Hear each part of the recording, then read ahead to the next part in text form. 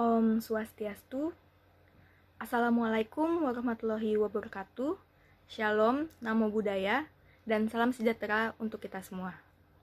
Pada kesempatan kali ini, saya Deni Ashifa dengan NIM 18055111077 dari kelompok 5 mata kuliah Manajemen Konstruksi akan membawakan sebuah materi berjudul Creating a Feasible-Based Schedule. Adapun pembahasan pada materi ini adalah yang pertama, tujuan penyusunan jadwal proyek. Yang kedua, fungsi penyusunan jadwal proyek. Yang ketiga, manfaat penyusunan jadwal proyek. Yang keempat, aktivitas penyusunan jadwal proyek.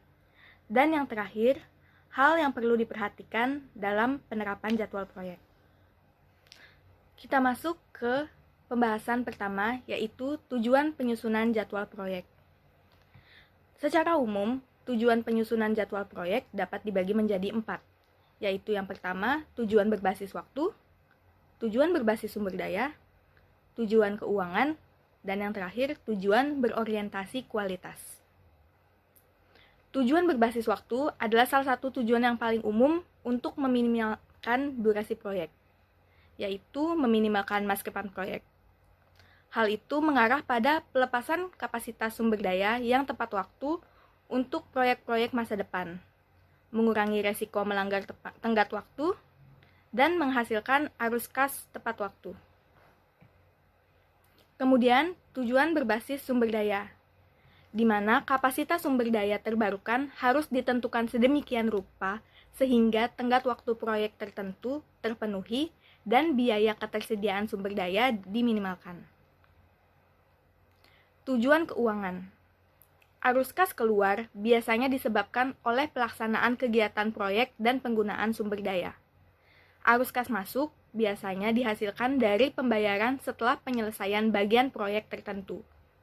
Ini menghasilkan model yang bertujuan untuk memaksimalkan nilai sekarang bersih atau NPV dari proyek. Kemudian, tujuan berorientasi kualitas.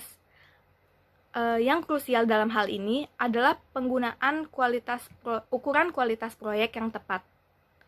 Dalam pandangan pelaku manajemen konstruksi, kualitas dimaksimalkan dengan meminimalkan perkiraan waktu pengerjaan ulang dan biaya. Perkenalkan, saya Stanisobet Holyfield dengan NIM akhiran 059. Selanjutnya tentang fungsi penyusunan jadwal proyek. Fungsi penyusunan jadwal proyek yang pertama adalah sebagai pedoman pelaksanaan bagi kontraktor, sebagai pedoman bagi direksi untuk memonitor pekerjaan sesuai jadwal atau tidak, sebagai pedoman untuk mengevaluasi pekerjaan yang sudah diselesaikan, sebagai pedoman untuk mengatur kecepatan suatu pekerjaan, sebagai pedoman menentukan tahap-tahap pekerjaan sesuai urutan waktu pelaksanaan, sebagai pedoman untuk memperkirakan biaya yang harus disediakan dalam jangka waktu tertentu, sebagai pedoman untuk memperkirakan jumlah tenaga kerja, jumlah dan macam alat, serta material yang diperlukan. Selanjutnya, manfaat penyusunan jadwal proyek. Yang pertama, untuk menunjukkan hubungan tiap kegiatan lainnya dan terhadap keseluruhan proyek. Yang kedua, mengidentifikasikan hubungan yang harus didahulukan di antara kegiatan. Yang ketiga, menunjukkan perkiraan biaya dan waktu yang realistis untuk tiap kegiatan. Yang keempat, membantu penggunaan tenaga kerja, uang, dan sumber daya lainnya dengan cara hal-hal kritis pada proyek. Yang terakhir, menampilkan metode kerja yang diterapkan untuk setiap kegiatan. Selanjutnya, faktor penentu pembuatan jadwal pelaksanaan proyek. Ada 4 faktor yang menentukan pembuatan jadwal pelaksanaan proyek. Yang pertama, kemampuan dalam memperkirakan waktu alokasi sumber daya yang akan dialokasikan selama proyek konstruksi berlangsung. Hal ini penting mengingat seringnya terjadi penyimpangan waktu transportasi sumber daya selama proses konstruksi. Misalnya yang paling sering terjadi yaitu keterlambatan dalam pengiriman material ke lokasi proyek yang tentunya akan berpengaruh secara langsung terhadap durasi total pelaksanaan proyek yang telah direncanakan. Yang kedua, keteraturan yang sistematis dan runtun dalam tahapan perencanaan pelaksanaan pekerjaan konstruksi. Misalnya urutan sistematis item pekerjaan mulai dari tahap awal sampai akhir yang berurutan dan logis sesuai dengan kondisi serta perencanaan alokasi sumber daya saat proyek konstruksi berlangsung. Hal ini juga ditentukan dari tingkat pengalaman seorang perencana jadwal pelaksanaan proyek yang akan dilaksanakan. Yang ketiga, kemampuan estimasi lama durasi waktu pelaksanaan pada suatu item pekerjaan. Pada faktor ini diperlukan analisis terhadap besar produktivitas sumber daya yang akan digunakan. Misalnya, produktivitas tenaga kerja dan peralatan terhadap volume total pekerjaan yang akan dikerjakan. Bahkan dalam hal ini, seorang estimator dapat secara langsung menentukan nilai durasi waktu pelaksanaan berdasarkan pengalaman empiris yang biasa terjadi di lapangan. Yang keempat, kemampuan estimasi terhadap hal-hal yang mungkin dapat tercapai di luar perencanaan selama proses konstruksi berlangsung. Ini juga menjadi faktor tambahan yang setidaknya harus dimiliki seorang estimator schedule dalam memprediksi durasi suatu item pekerjaan. Hal tersebut bisa berasal dari faktor internal maupun eksternal, misalnya cuaca, kerusakan peralatan, timbulnya kecelakaan kerja, masalah sosial, timbulnya klaim, dan lain sebagainya. Ya, presentasi akan saya lanjutkan. Nama saya Sudirman Prasetya dengan NIM akhir 083. Kali ini saya akan membahas tentang aktivitas penyusunan jadwal proyek. Yang mana aktivitas penyusunan jadwal proyek ini dibagi menjadi 5. Yang pertama adalah mengembangkan struktur penjadwalan kerja secara rinci.